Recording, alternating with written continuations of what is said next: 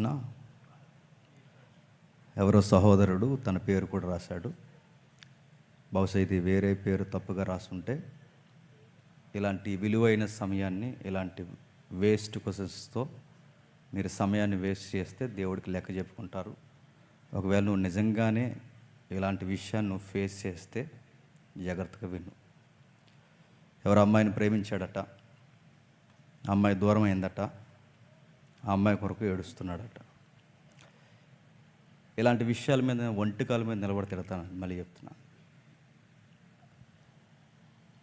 నిన్ను ప్రేమించిన మీ అమ్మ నీకు కనబడలేదు, నిన్ను ప్రేమించిన మీ నాన్న నీకు కనబడలేదు. ఆ గాలే నీకు ఎందుకు కనబడుతుంది? ముందు నీ మైండ్ సెట్ తినగలేదు. ఇంకొకటి మర్చిపోలేకపోవడం ఏంటి? స్వతంత్ర సమరయోధులు యుద్ధంలో ఉందా? నువ్వు మర్చిపోలేకపోవడం ఏంటి? గాంధీ గారి పక్కన కూర్చొని ఉప్పు సత్యాగ్రహం చేసిందా? మర్చిపోలేకపోవడం ఏంటి? మర్చిపో. మళ్ళీ చెప్తున్నాను, మర్చిపో. ఎందుకో చెప్పనా? లైఫ్ అనే దానికి ఒక మీనింగ్ ఉంది. ఈ గాలి, వైరాగ్యం ఇదంతా నథింగ్ అండి. మళ్ళీ చెప్తున్నాను, నథింగ్. ఇదంతా వాటి నువ్వు లైఫ్ అనుకుని వాటి వెనకాల తిరగా అంటే ఎందుకు పనికిరావు. మళ్ళీ చెప్తున్నాను, ఇలాంటి కాగితాలు ఎత్తుకోవడం కూడా పనికిరావు. నీలాంటి కోసం ఒక పాట రాసాం, ఎల్లుండి రిలీజ్ అవుతుంది. నా జీవితానికి ఒక అర్థమే ఉన్నాదని, ఒక చిత్తమే నా కొరకు నువ్వు సిద్ధపరచావని ఒక బ్యూటిఫుల్ సాంగ్ ఉంది. లవ్ అంటే ఎలా ఉంటుందో, బ్యూటీ ఎలా ఉంటుందో, మ్యారిటల్ లవ్ ఎలా ఉంటుందో ఆ సాంగ్లో మీరు చూడండి. నిజంగా స్వచ్ఛమైన ప్రేమ ఎక్కడ దొరుకుతుందో మీకు అర్థం అవుతుంది. రెండవది, ఎలా మర్చిపోవాలనుకుంటే నీ లైఫ్కి నేను అనుకుంటున్నాను పని పాట లేదనుకుంటాను. ఈ మాట నేను అంటున్నది కాదు, దశలోనిక పత్రికలు అంటాడు, ఏ పని చేయని వాడు పరుల జోలికి పోవును. ఏంటట? ఏ పని చేయని వాడు పరుల జోలికి పోవును. అంటే ఇక పని లేదు, చదువు లేదు, బాధ్యత లేదు, ఏమీ లేదు.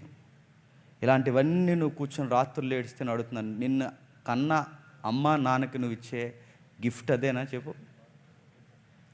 నాకు అవే థాట్స్ వస్తున్నాయంటే మైండ్కి ఒక గుణం ఉంటుంది. నేను చాలాసార్లు మెసేజ్లో చెప్తాను, నువ్వు ఎక్కువ ఏది మాట్లాడితే నీ మైండ్ అదే ఆలోచిస్తుంది. నువ్వు బాగా సినిమాలు చూస్తావు అనుకో, నువ్వు సినిమా యాక్టర్ లాగే నడుస్తావు, సినిమా యాక్టర్ లాగే మాట్లాడతావు, సినిమా యాక్టర్ లాగే బిహేవ్ చేస్తావు.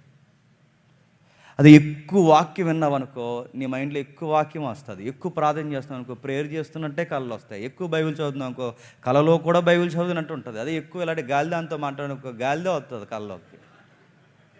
నీ మైండ్ నువ్వు ప్రిపేర్ చేసుకో, నీ మైండ్ నువ్వు రెడీ చేసుకో. ప్రార్థన, భయము, వాక్యము, సహవాసం ఇలాంటివి ఉంటే నీ మైండ్ ఎలా పని చేయాలో అలా పనిచేస్తుంది. అందుకే మారు మనసు పొందంటే ఇది మారాలి, కాన్షియస్ మారాలి. కాన్షియస్ మారాలి అంటే ఇలాంటి సెమినార్స్కి, సభలకి, చర్చలకి పోయి నువ్వు ఎక్కువ ఆ వాతావరణానికి అలవాటు పడితే నీ కాన్షియస్ మారుతుంది అన్నమాట. నీ మనస్సాక్షి మారుతుంది, నీ మైండ్ మారుతుంది.